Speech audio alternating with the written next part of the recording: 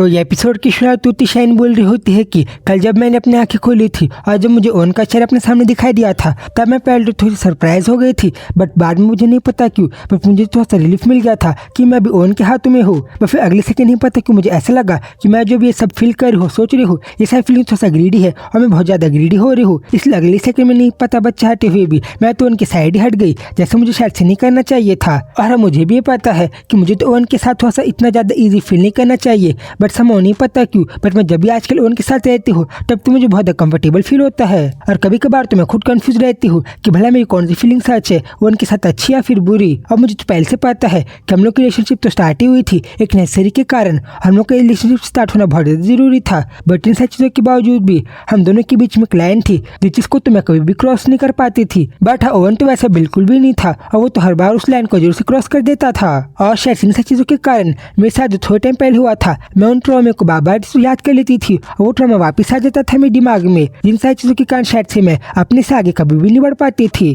और शायद से ये वो कारण था जिसके कारण ओवन मुझे अब तक थोड़ा सा डेंजरस लगता ही था, बट आखिर में जाके नहीं पता कैसे बट मैं तो इसी ओवन जैसे एरोगेंट आदमी के सामने तो ऐसे अफ्रेड होना बंद हो गई और मुझे तो उनसे डर लगना बंद हो गया। और इन सारी चीज़ों के कारण प्रेजेंट मैं तो खुद कंफ्यूज रहती हूँ कि भला मैं यहाँ पे जो सारी चीज़ें मेरे साथ हो रही है मैं उन सारी चीज़ों के साथ कैसे आगे बढ़ूँ। और तभी जब वो सब सोच रही थी तभी अगली सेकंड वहाँ पे ओवन के डॉक्स आ जाते हैं, जिनको देखते हुए कहती है कि अच्छा गाइस तुम लोग को पता चल गया था ना कि मैंने कुछ तो सोच ही रहे हूँ और ऐसा तो होना ही था क्योंकि तुम लोग बहुत स्मार्ट जो हो। और मैं तो जब भी जगह से जाती हूँ मैं तो हर बार तुम लोगों के बारे में याद करती हूँ। और जब वो ऐसे लोग के साथ बात कर ही रही थी तभी अगली सेकंड वहाँ पे ओन आ जाता है और आगे उससे कहते हैं कि ठीक है शाइन तो फिर हमें यहाँ से आगे हैंड को मिलने के लिए जाना चाहिए। हाँ तुमने बिल्कुल सही कहा। और फिर अगली सेकंड तो अपने हाथ को बढ़ा देता है शाइन के हाथ को पकड़ने के लिए, जिसको देख के तू भी कंफ्यूज थी कि क्या सही में ओन ऐसा किया है। फिर अगली सेकंड में उनकी बात को मान के वो तो उसके हाथ को बहुत प्यार से पकड़ लेती है। और फिर आगे सीन ऐसे चेंज होता है और फिर जब लोग थोड़ा सा आगे बढ़ गए थे तभी शाइन कहती है कि पहले तो मुझे लगा था कि ओन ने मेरे हाथ को बस थोड़ी देर के लिए पकड़ा है और वो आगे से हाथ को छोड़ देगा, बट हम लोग तो जब से आगे बढ़े हैं ओन ने तो मेरे हाथ की बार भी नहीं छोड़ा है और उसने तो उसको बहुत अच्छे से पकड़ के रखा है। देन फिर जब लोग आगे बढ़ ही रहे थे तभी ओन से पूछते हैं कि शाइन तुमने तो मुझे बताया था ना कि तुमने उस बच्चे को बचपन से बड़ा किया है। हाँ तुमने बिल्कुल सही कहा। अच्छा तो फिर ऐसा है तो फिर जब तुम उससे मिलने के लिए जा रही हो तब तुम मुझे बड़े नर्वस क्यों दिखाई दे रही हो। और एक बात और, जब हम लोग उससे मिलने ही वाले हैं तब भला तुम्हारे मन में एक्साइटमेंट और एंटिसिपेशन के अलावा तुम मुझे ज्यादा घबराए हुए कैसे हो। और अभी तो तुम्हारे एक्सप्रेशन पहले की तरह बहुत चेयरफुल होने चाहिए थे ना। शाइन भी इन बातों को सुन के थोड़ी शांत हो जाती है और आगे उसे बताती है कि हाँ तुमने बिल्कुल सही कहा, अभी जो मैं फीलिंग कर रही हूँ वो अच्छी नहीं बल्कि मैं भी थोड़ी सी नर्वस फील कर रही हूँ। और मुझे भी पता है कि अगर हैन ने मुझे ऐसे देख लिया स्ट्रगल करते हुए तब तो उसे भी मेरी चिंता होगी, इसलिए मैं तो हर बार ट्राई करती हूँ कि जब भी मैं हैन से मिलने के लिए आऊँ तब मैं थोड़ा सा फाइन फील करूँ और मैं अच्छा फील करूँ। बट नहीं पता क्यों मैं जब भी यहाँ पे आती हूँ मैं तो अपने आप को खुद इनकरेज करती रहती हूँ कि मुझे अपने आप को थोड़ा सा करेजियस और बहुत अच्छा फील करवाना है हैन के सामने।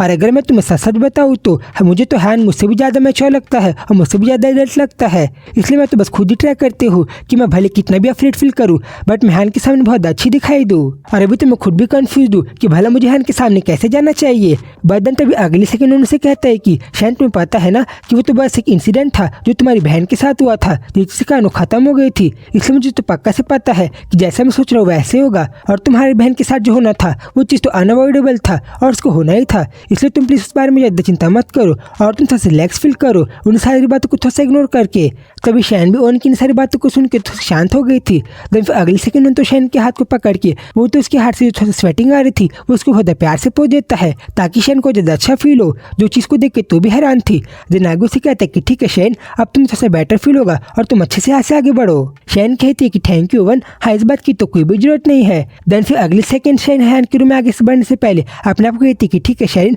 अब तुम्हें हिम्मत करनी चाहिए और तुम जितना ज़्यादा स्माइल कर सकती हो तुम उतना ज़्यादा ब्राइटर स्माइल करो हैन से मिलने के लिए। और फिर अगले सेकंड ने कहा कि ठीक है हैन तो फिर तुम्हें देखो कि तुम्हारी आंट तुमसे मिलने के लिए आ गई है, वो तो बहुत स्माइल करते हुए अंदर आने लग जाती है। देन तभी एन थोड़ा सा घबराते हुए चिल्लाता है कि आंट, जिसको देख के तो भी हैरान हो गई थी कि भला मुझे भी हैन की वॉइस इतनी ज़्यादा घबराई हुई क्यों लग रही है। देन फिर अगले सेकंड जैसे दिखाई देता है कि वहाँ पे तो शुरू में हैन के पहले से ही वहाँ पे तो पौला के बैठा हुआ था, उसके तो होश उड़ जाते हैं कि भला ऐसे कैसे हो सकता है और भला पौला यहाँ पे क्यों आ गया है और भला इसके यहाँ पे आने की हिम्मत भी कैसे हुई। नहीं फिर तभी से दिखाई देता है कि नहीं पता क्यों बट वहाँ पे हैन तो रो रहा था। वो तो चिल्ला के कहते हैं कि आंट, जिसको देख के तो घबराते उसके पास जाके उसे कहती है कि हैन तुम ठीक तो हो ना और कई आदमी ने तुम्हारे साथ कुछ किया तो नहीं। जिसपे पॉल से कहता है कि तुम भले इतनी ज्यादा ओवर एक्टिंग क्यों कर रही हो, और तुम्हें तो पता है ना कि ये मेरा ही बच्चा है, तो फिर क्या मैं इसे मिलने से तुमसे पहले नहीं आ सकता, इसलिए तुम भले इस बात को इतनी ज्यादा बढ़ा क्यों रही हो। देन तभी वहाँ पे खड़ी लड़की कहती है कि मैम इसने मुझे बताया था कि इस बच्चे का फादर है, इसलिए मैं कुछ ना करके मुझे इसको यहाँ पे आने के लिए देना पड़ा, और इसने तो मुझे ये भी कहा कि अगर मैं इसे करने से मना करती हूँ तो ये आगे मेरे साथ और ज्यादा थोड़ा सा अलग तरीके से बिहेव करेगा, इसलिए थोड़े टाइम बाद मैं अपने आप को कंट्रोल नहीं कर पाई, और जब मैंने देखा कि ये तो यहाँ पे कुछ ज्यादा अलग सी बात कर रहा था, मुझे तो अपने आप ही रोना ही आ गया। और इसने तो मुझसे ये भी कहा कि अगर मैं इसकी बात मान भी लेती हूँ और अगर मैं आपके साथ जॉब को फिनिश भी कर लेती हूँ तब भी यहाँ पे ऐसे ही रहेगा, इसलिए मैं नहीं पता क्यों, बट मैं वहाँ पे तो कुछ भी नहीं कर पाई। और ये चीज़ हम देख भी पा रहे थे कि थोड़े टाइम पहले शायद से पॉल यहाँ पे आके ये लोग के साथ थोड़ा सा अजीब से थोड़ा सा एंग्री तरीके से बिहेव किया है। इन सारी चीज़ों को सुन के शाइन कहती है कि तुम्हारे सब करने की हिम्मत भी कैसे हुई, जिसपे उसे बताता है कि भले तुमने क्या कहा, और तुम्हें तो पता है ना कि तुमने शायद से बच्चे को यहाँ पे इसलिए नहीं लाया था ताकि मैं इससे थोड़ा टाइम बाद मिल पाऊँ, इसलिए यू क्रेजी बास्टर्ड भले तुम मेरे साथ ऐसी क्यों बात कर रही हो और ऐसी क्यों बिहेव कर रही हो। और फिर जिसके पहले क्यों आगे शाइन के साथ तो ज्यादा बदतमीजी करे, अगले सेकंड उन पीछे से आके उसके पास उसे कहता है कि व्हाट द हेल भला तुम्हें सब क्या कर रहे हो। और फिर जब ऐसे होने पॉल को उसकी प्लेस दिखाती थी कि भला कहाँ पे स्टैंड करता है, यहाँ पे तो उसके भी फिर होश उड़ गए थे कि मतलब उसके साथ ये सब क्या हो रहा है, जो चीज़ भी हमें क्लियरली इमेज में दिखाई दे रही थी। देन आगे उसे कहते कि पॉल तुमने सही कहा कि तुम बच्चे के बायोलॉजिकल फादर हो, बट इन सारी चीज़ों का मतलब ये नहीं है कि तुम्हारा मन जैसा करेगा तुम यहाँ पे आके वैसे बिहेव करने लग जाओगे, इसलिए भी तुम समझ जाओ कि भाई तुम्हें यहाँ पे थोड़ा अच्छे से बिहेव करना चाहिए, और तुम इस बात को समझ गए ना कि भला तुम्हें यहाँ पे कैसे रहना चाहिए। पॉल कहते हैं कि हाँ तुमने बिल्कुल सही कहा। देन फिर जब उन्होंने उसके साथ इसी बात कर रहा था तब यहाँ पे तो शाइन भी शांत हो गई थी, और हैन कहते हैं कि आंट भला यहाँ पे मेरे 2 डैड कैसे आ गए हैं। तभी शाइन इस बात को इग्नोर करके आगे उससे पूछती है कि हैन तुम पहले तुम मुझे ये बताओ कि इसने तुम्हारे साथ कुछ बुरा तो नहीं किया। नहीं आंट, ये थोड़ा सा ठीक तरीके से यहाँ पे था और इसने मेरे साथ कुछ बुरा नहीं किया है। तभी पॉल अपनी जगह से आगे बढ़ते हुए शाइन को बताता है कि तुम्हें पता है उस ओल्ड मैन ने तुमसे पहले ही मुझे एक और बार बताया था कि मुझे भी यहाँ पे इस बच्चे का थोड़ा सा ध्यान रखना चाहिए, और शायद से ये रीजन था जिससे का नहीं पता बट कैसे मैं यहाँ पे इस बच्चे के ध्यान रखने के लिए आ गया था और मैं यहाँ पे मिलने के लिए आ गया था, इसलिए तुम प्लीज मेरे साथ ऐसे बिहेव करना बंद करो कि मैं कुछ ज्यादा स्कैरी हूँ और मैं यहाँ पे सालों को डरा रहा हूँ। जिस पे शाइन कहती कि तुम्हें बात पता है ना कि मैं तो कभी भी हैन की रिस्पॉन्सिबिलिटी को तुम्हें कभी भी नहीं दूंगी, और तुम तो कभी भी इसका टेक करने के लिए मैं तुम्हें इसके हवाले कभी भी नहीं करूंगी। जिस पे चिल्लाते हुए कहता है कि भला तुम कौन सी लड़की हो जो कि तुम्हें सब डिसाइड करोगी कि भला मैं क्या कर सकता हूँ और क्या नहीं। जिस पे ओन कहता है कि क्या तुम अपनी इस बात को थोड़ा सा मुझे एक्सप्लेन करके बताओगे। पॉल कहता है कि भला मुझे इस बात को एक्सप्लेन क्या करना है, क्योंकि सारी बातें तो नॉर्मल ही है जैसे कि मैं पे बिहेव कर रहा हूँ, इसलिए तुम्हें भी थोड़ा सा नॉर्मल रहना चाहिए। और एक और बात, और तुम्हें तो पता है ना कि तुम एक इंसान ही हो जो कि दूसरों को ब्लैकमेल कर सकते हो, बल्कि काम कुछ और लोग भी कर सकते हैं, और इसलिए तुम्हें तो बात भी पता होगी ना कि अगर मैं कोई खाई से नीचे गिरूंगा भी और अगर मेरी बुरी हालत होगी भी तो मैं अपने साथ किसी 1-2 इंसान को तो लेके ही डूबूंगा, और मैं अपने साथ 2-3 इंसान को तो फंसा ही लूंगा। जिसपे उन कहते हैं कि पवल अगर तुम्हारे सब ड्रामा बंद हो जाए और अभी तुम यहाँ पे जिस तरीके से बिहेव कर रहे हो तुम्हारे सब नाटक बंद हो जाए तो तुम ये पहले बात अच्छे समझ जाना कि भला तुम्हारी पोजीशन असली में कैसी है और तुम भला क्या पोजीशन डिजर्व करते हो मेरे सामने। जिस बात को सुन के तो पल भी घबरा गया था क्योंकि उसे भी पता है कि वन तो इससे ज्यादा स्ट्रांग है, वो तो उसके साथ कुछ भी कर सकता है। बट देन फिर अचानक से उससे कॉन्फिडेंट हो के आगे कहता है कि ठीक है फाइन, तो फिर दरअसल एक और बात है